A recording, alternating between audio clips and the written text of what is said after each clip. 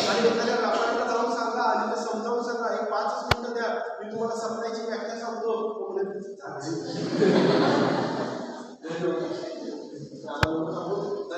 काय करू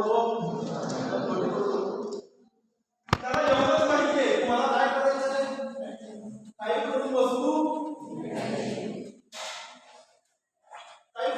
विकायची आहे, पण जर का मॅडम सांगते कन्सल्टंट असतील तर ते सांगतील 2000 रुपये 360 रुपये मॅडम समजून त्याचं.